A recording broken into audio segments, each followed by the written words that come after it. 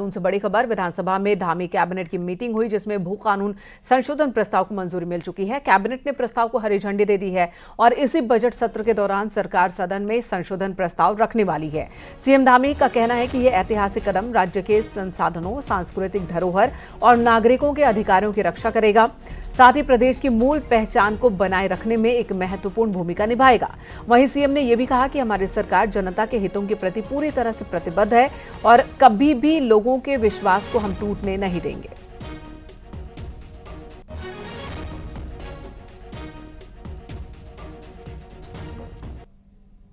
Cabinet में आज बहुप्रतीक्षित भू संशोधन कानून प्रस्ताव को मंजूरी दे दी गई है। हमारे साथ संसदीय कार्य मंत्री प्रेमचंद अग्रवाल हैं। सर, इस प्रस्ताव की भू कानून में जो संशोधन की लंबे समय से प्रतीक्षा थी। देखिए, पिछले दिनों माननीय मुख्यमंत्री जी ने बहुत स्पष्ट तौर पर कहा था कि जब ये सत्र चलेगा तो उसमें सख्त भू कानून लाने का हम लोग काम करेंगे और मैं माननीय मुख्यमंत्री जी का अभिनंदन कर रहा हूँ। उन्होंने अपनी बात को मजबूती के साथ आज माननीय मंत्रिमंडल के सम्मुख जब ये विषय आया तो आज वहाँ से पारित हुआ है और जिस प्रकार से जनभावना, जिस प्रकार से माननीय मुख्यमंत्री जी की स्पष्ट मंशा वो दिखाती है कि हम लोग सरकार, जो हमारी भारतीय जनता पार्टी की सरकार है, माननीय धामी जी की सरकार है, वो जनभावना के अनुसार काम करती है।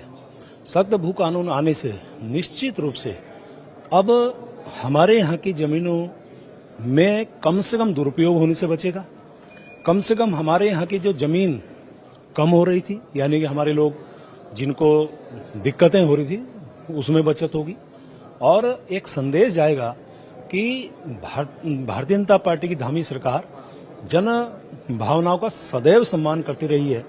तभी हम कहा करते हैं कि सबका साथ, सबका विकास, सबका विश्वास और सबका प्रयास, ये उसी का एक हिस्सा है। सर, इसमें ठोस क्या होगा? जमीनें अभी तक भी बिकती थी, चाहे पहाड़ हो या मैदान हो। पिछली सरकार ने कुछ छूट देती थी कि 12.5 हेक्टेयर से आप अधिक ले सकते हैं औद्योगिक प्रयोजन के लिए। आपने क्या बैरियर्स लगाए? अब यही किया ना कि नहीं ले पाएंगे, तो बहुत सी चीजें अभी स्पष्ट होंगी कल जब सदन में आएगा। जो कल आप उसमें देखेंगे तो आपको ये लगेगा कि वास्तव में सरकार ने वो काम किया है जो आज से पहले सरकारों ने किया। ठीक है, उनका अपना विषय हो सकता है, लेकिन सख्त भू कानून लाने का काम हमारी धामी सरकार ने किया है, ये कल स्पष्ट हो जाएगा। पिछली सरकार ने जो भू कानून लाए थे, इसको आपने सिरे से चेंज कर दिया है या कुछ संशोधन किए हैं? कुछ संशोधन कह सकते हैं, संशोधन कह सकते हैं, क्योंकि अंतोगत्वा किसी भी सरकार को किसी भी कानून में संशोधन करने का अधिकार है। वो हमने जो जनभावनाएं हैं उनके अनुसार हमने निर्णय लिया। सख्त भू कानून लाने का एक काम कर रहे हैं और सख्त भू कानून का मतलब है जो जनभावना के अनुरूप होगा। इसको टेबल कब करें? अब देखिए, करते हैं बस। अब ये तो मान के चलिए कि होगा ही होगा। तो भू कानून का जो प्रस्ताव था, संशोधन प्रस्ताव, उसको कैबिनेट ने मंजूरी दे दी है। जो सूत्र बताते हैं, हालांकि मंत्री जी अभी बात को नहीं खोल रहे हैं क्योंकि इसको अभी सदन में आना है, लेकिन जो सूत्र बताते हैं कि इस जो नया मसौदा है भू कानून का, उसमें हरिद्वार और उधम सिंह नगर को छोड़कर बाकी 11 जिलों के लिए विशेष प्रावधान किए गए हैं ताकि जमीन की जो बंदरबांट अभी तक हो रही थी उस पर रोक लग सके। कैमरा पर्सन संदीप के साथ सुनील नौपरवात, न्यूज 18 देहरादून। कल सदन में प्रेमचंद अग्रवाल मदन बिष्ट विवाद मामले में आज पक्ष विपक्ष के बीच जोरदार हंगामा हुआ। बीजेपी विधायकों ने कांग्रेस विधायक मदन बिष्ट से माफी मांगने की बात कही है।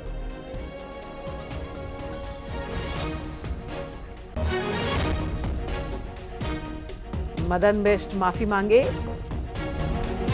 एविडेंस है जिस प्रकार से माननीय विधायक जी के द्वारा अभद्र शब्दों का इस्तेमाल किया, जिसकी अपेक्षा नहीं की जा सकती। ये सदन बहुत मर्यादित सदन है। ये सदन गरिमापूर्ण सदन बनाने में हमारी भूमिका हो, इसमें आपने सारी जो है बातें पार कर दी। ये यहाँ की जनता कदापि स्वीकार नहीं करेगी और मैं ये मान के चलता हूँ जनता आपको निर्वाचित करके इसलिए भेजती है कि आप जनता के मुद्दे उठाइए। आपको गाली गलौज करने के लिए जनता नहीं भेजती। कांग्रेस ने स्मार्ट मीटर का मुद्दा सदन में उठाया और काम रोककर स्मार्ट मीटर पर चर्चा की मांग की। हालांकि स्पीकर ने काम रोककर मुद्दा उठाने की इजाजत नहीं दी। अब लंच के बाद इस मुद्दे पर सदन में चर्चा होगी। वहीं सदन की कार्यवाही शुरू होने से पहले कांग्रेस के विधायक लॉबी में बैठे और स्मार्ट मीटर को जनता के लिए एक बुरा कदम बताया। जीनियस कंपनी के लोग जेलों में हैं, सच्चाई सामने आ गई। 2027 करोड़ का कॉन्ट्रैक्ट है, वो छोटा मोटा कॉन्ट्रैक्ट नहीं है। अभी 1 साल पहले इलेक्ट्रॉनिक मीटर लगाए हैं, दोबारा बदलने की क्या जरूरत पड़ी थी? एकदम बदलने से 2, 4, 5 साल तो लगाते, उसका रिजल्ट तो देखते। क्या देखा आपने उस रिजल्ट में? आप रिचार्ज करने जा रहे हो, आजकल गरीब आदमी। और इस वक्त देहरादून से सुनील नवप्रभात हमारे साथ जुड़ चुके हैं। सुनील, पूरी तैयारी विपक्ष ने कर ली है, खासकर स्मार्ट मीटर पर घेरने की ये तैयारी है कि जब स्मार्ट मीटर पूरी तरह से लग जाएंगे तो लोगों की जेब ढीली कर देगा ये स्मार्ट मीटर। क्या सत्ता पक्ष के पास इसका जवाब है? देखिए, स्मार्ट मीटर का जो मामला है वो बहुत लंबे समय से गरमाया हुआ है, चाहे सत्ता पक्ष हो चाहे विपक्ष हो। आपने देखा कि पिछले दिनों तिलकराज बेहड़ जो कांग्रेस के सीनियर यहाँ पर एमएलए हैं, उन्होंने बाकायदा सरेआम सड़क पर जो स्मार्ट मीटर है उनको पटक दिया था, उनको तोड़ डाला था। बहुत से लोगों का ये कहना है कि समय समय पर जो स्मार्ट मीटर हो या फिर इलेक्ट्रॉनिक मीटर हो, इनके नाम पर फिजूल खर्ची की जा रही है। इससे आम आदमी को कोई फायदा नहीं होने वाला। इसी का विरोध आज विपक्ष करने वाला है। सेकेंड हाफ में लंच टाइम अभी चल रहा है सेशन का। इसके बाद विपक्ष को स्पीकर ने नियम 58 में चर्चा की इजाजत दी है, तो इसके बाद स्मार्ट मीटर को लेकर चर्चा होगी, विपक्ष अपने सवाल रखेगा, तो जो ट्रेजरी बेंच है, जो सत्ता पक्ष है, वो अपना पक्ष इस मामले में रखेगा। जी धन्यवाद सुनील, इस वक्त पूरी जानकारी देने के लिए। देहरादून से एक और बड़ी खबर है। सीडीएस अनिल चौहान देहरादून विधानसभा पहुंचे। सीएम पुष्कर सिंह धामी ने सीडीएस अनिल चौहान से मुलाकात की। मंत्री धन सिंह रावत ने कहा कि सीडीएस से वाइब्रेंट विलेज को लेकर भी बातचीत हुई है। इसके अलावा पौड़ी में सीडीएस के गांव में मई महीने में एक कार्यक्रम आयोजित किया जाना है, इसे लेकर भी सीएम से बातचीत। हमारे और उनकी मुलाकात होती रहती है। आज वो मुख्यमंत्री जी को मिलने आए थे, फिर मेरे साथ भी बैठे थे, और हम मई में प्लान कर रहे हैं कि एक भव्य कार्यक्रम जो है हम उनके गांव में करने जा रहे हैं। उस संदर्भ में काफी बातचीत उनसे हुई है। और सेना के लिए भारत सरकार ने बहुत बड़ा काम किया है, और हमारे सीडीएस चौहान जी का बहुत बड़ा योगदान है कि आप देख रहे होंगे कि वो छोटे से गांव से उठ के जो है भारत के सीडीएस बने हैं। हमने उनको शुभकामनाएं भी दी है, और 1 मई में एक बड़ा कार्यक्रम में उनके गांव में आयोजित करने जा रहा हूं। इधर उत्तराखंड के पूर्व मुख्यमंत्री हरीश रावत की तबीयत खराब हो गई, जिसके बाद उन्हें चेकअप के लिए हॉस्पिटल ले जाया गया। फिलहाल उन्हें हॉस्पिटल में भर्ती करवाया गया है। सांस लेने में दिक्कत के बाद उन्हें अस्पताल ले जाना पड़ा है। तो हरीश रावत को आज सांस लेने में दिक्कत हुई, जिसके बाद उन्हें चेकअप के लिए अस्पताल ले जाना पड़ा। और इसी बीच ये भी खबरें आ रही थी कि हरीश रावत कांग्रेस में उपेक्षित महसूस कर रहे हैं और बीजेपी का दामन थाम सकते हैं, लेकिन उनकी बेटी ने इन बातों का खंडन किया। उन्होंने कहा कि यह पूरी तरह से अफवाह है और हरीश रावत कांग्रेस के लिए काम करते रहे हैं, आगे भी करते रहेंगे। तो बीते एक दिन से दिल्ली से देहरादून तक इस बात की चर्चा सोशल मीडिया पर हो रही है कि कांग्रेस नेता हरीश रावत बीजेपी में शामिल हो सकते हैं। पूर्व मुख्यमंत्री हरीश रावत की बेटी अनुपमा रावत ने इन बातों का खंडन किया, इसे अफवाह बताया। अनुपमा रावत ने कहा कि यह अफवाह बेबुनियाद है, कांग्रेस पार्टी मां है और हरीश रावत कांग्रेस में ही रहेंगे। कांग्रेस में थे, कांग्रेस में है और कांग्रेस में ही रहेंगे। जिस पार्टी ने हमको यहाँ तक पहुंचाया, अपनी माँ को कोई छोड़ता है? अपनी माँ को कोई नहीं छोड़ता। तो आपको लगता है अफवाह फैलाने के पीछे कोई खास लोग हो सकते हैं या खामखा एक छवि खराब करने की कोशिश हो सकती है, ऐसा कुछ आपको लगता है? ये भी बात आ रही है कि मुकदमा दर्ज करवाया जाएगा सर की तरफ से उन लोगों के खिलाफ। ऐसा जो है, ये अफवाह जो फैला रहे हैं, ये बिल्कुल झूठ है और ऐसे लोगों का बॉयकॉट होना चाहिए। हरीश रावत जी हमारे बहुत वरिष्ठतम नेता हैं और राष्ट्रीय स्तर पर हमारा नेतृत्व करने का काम करते हैं। वो अब उनके बारे में इस तरीके की अफवाह जो उड़ा रहे हैं, मैं इसका पूरी तरीके से खंडन करता हूँ। वो कभी कांग्रेस को छोड़ करके नहीं जा सकते। उन्होंने तो अपना पूरा जीवन जो है कांग्रेस को समर्पित किया। मंगलवार से एक बात दिल्ली से लेकर देहरादून के राजनीतिक गलियारों में जो सुनाई दी, वो ये कि पूर्व सीएम हरीश रावत और कांग्रेस के सबसे बड़े नेता हरीश रावत जो उत्तराखंड में हैं, वो बीजेपी में शामिल हो सकते हैं। इस खबर के बाद तमाम तरह की हलचलें रही। सोशल मीडिया पर लगातार लोग अलग अलग बातें लिखते रहे, अलग अलग बातें पूछते रहे कि क्या हरीश रावत वाकई बीजेपी में शामिल होने वाले। बुधवार सुबह हम उनके आवास पर पहुंचे, लेकिन बताया जा रहा है उनकी तबीयत थोड़ी खराब है, इसलिए डॉक्टर के पास गए। फिलहाल वो इस मुद्दे पर कुछ नहीं कहना चाहते, लेकिन उनकी बेटी और हरिद्वार ग्रामीण से विधायक अनुपमा रावत ने ऐसी किसी भी बात से इनकार किया है कि उनके पिता बीजेपी में शामिल होंगे। उन्होंने कहा कि कांग्रेस उनकी मां है और मां को नहीं छोड़ा जाता। साथ ही उन्होंने कहा कि ये सिर्फ और सिर्फ अफवाहें हैं, इनमें कोई भी सच्चाई नहीं है। हरीश रावत कांग्रेस में थे, कांग्रेस में हैं और कांग्रेस में ही रहेंगे। कैमरा पर्सन दीपक उपाध्याय के साथ दीपांकर भट्ट, न्यूज़ 18 देहरादून। बलिया नाले से न सिर्फ नैनीताल को खतरा है, बल्कि आलूखेत की पहाड़ी को भी संकट है। अगर समय रहते इसकी ट्रीटमेंट ना की गई तो भविष्य में बड़ा खतरा पैदा हो सकता है। इसी पर दिखाते हैं आपको ये रिपोर्ट।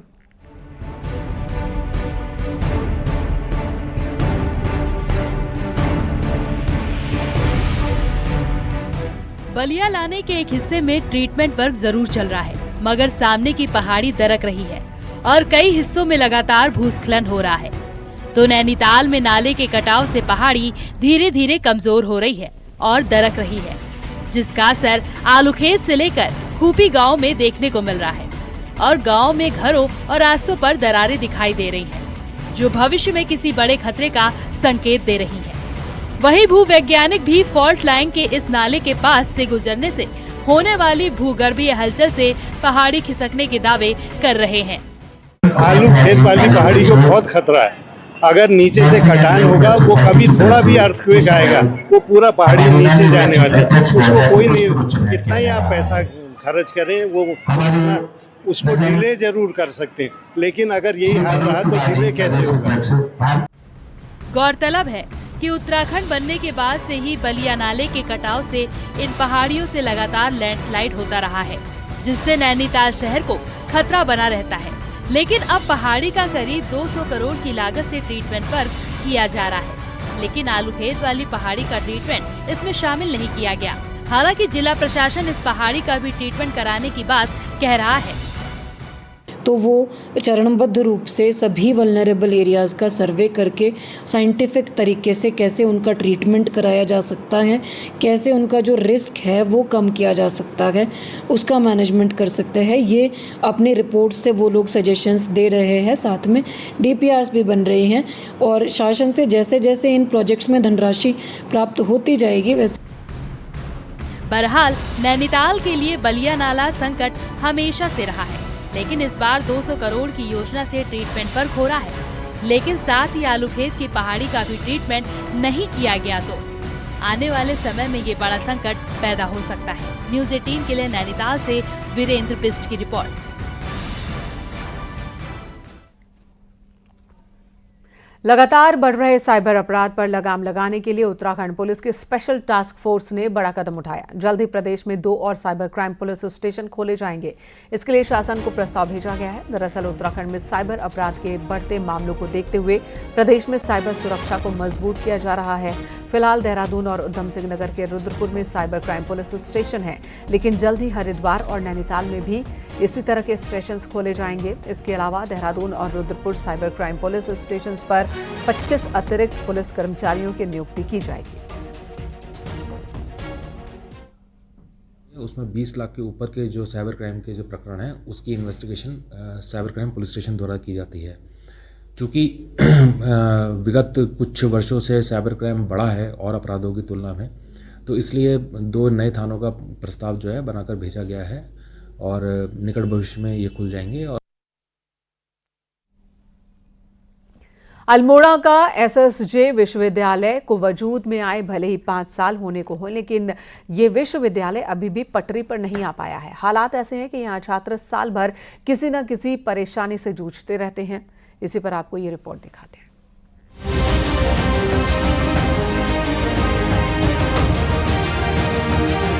SSJ विश्वविद्यालय साल 2020 में वजूद में आ गया था। फिलहाल इस यूनिवर्सिटी के अधीन 4 कैंपस और 36 डिग्री कॉलेज हैं। इन कॉलेज और कैंपस में एडमिशन और परीक्षा का जिम्मा सीधे विश्वविद्यालय के पास है, लेकिन लंबा समय गुजरने के बाद भी ना तो ढंग से यहाँ एडमिशन हो पा रहे हैं और ना ही रिजल्ट आ रहा है। ऐसे में हालात ये हैं कि पहले सेमेस्टर में करीब 11,000 स्टूडेंट्स के रिजल्ट ऑनलाइन नहीं हो पाए हैं। जिनके ऑनलाइन हुए भी हैं उनमें भी कई खामियां हैं। जिन्होंने 2-3 साल पहले यहाँ अपने कॉलेज कर लिया है, उनके रिजल्ट अभी तक नहीं खुले हैं, ना उनकी मार्कशीट आ रही है। वहीं हम देखें कि प्रथम सेमेस्टर के जो छात्र अभी हमारे कॉलेज में एडमिशन लेके आए हैं, उनका भी लगभग 70% बच्चों का रिजल्ट खराब किया है। ये दिक्कत समर्थ पोर्टल से की जा रही है। एनपीएस एसएससी कैंपस में आए हैं, तब से बच्चों को हर चीज़ की दिक्कत करना पड़ रहा है। छोटी चीज़ों के लिए भी बड़ी दिक्कत का सामना करना पड़ रहा है, चाहे वो रिजल्ट से हो, चाहे वो डिग्री से हो। हर चीज़ की मतलब यहाँ सुविधा खराब हुई है। मतलब जब से एनईपी आया है ना, कुछ शासन चुनाव को भी बड़ा प्रभाव पड़ा है उससे।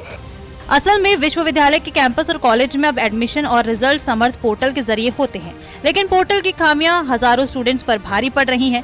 आलम अब यह है कि इस साल पहले सेमेस्टर में 23,000 के करीब स्टूडेंट्स ने परीक्षा दी थी, लेकिन 11,000 स्टूडेंट्स के रिजल्ट ऑनलाइन हुए ही नहीं है। विश्वविद्यालय का कहना है कि ये दिक्कत डॉक्यूमेंट्स मैच नहीं होने से हुई है। समर्थ के थ्रू आ रहे हैं, ये आसानी से हम बच्चे देख पा रहे हैं। उसमें कुछ बच्चों के साथ दिक्कत आ रही है जो एबीसी आईडी की वजह से नहीं देख पा रहे, जिसमें आधार कार्ड और उनके डॉक्यूमेंटेशन में मिसमैच है। इसमें जो कॉमन प्रॉब्लम आ रही है कि कई बच्चों के पुराने डॉक्यूमेंटेशन में कुमारी लिखा है, जबकि आधार में कुमार कोई भी तरह का आपका टाइटल नहीं लेता। चाहे रिजल्ट में हो रही गड़बड़ियों ने स्टूडेंट्स की परेशानियों को बढ़ा दिया है, साथ ही यूनिवर्सिटी की साख पर भी बट्टा लग रहा है। बावजूद इसके विश्वविद्यालय प्रशासन ऐसा कोई रास्ता नहीं ढूंढ पा रहा जिससे समस्या का समाधान हो सके। न्यूज़ 18 के लिए किशन जोशी के साथ विजय वर्धन उप्रेती की रिपोर्ट।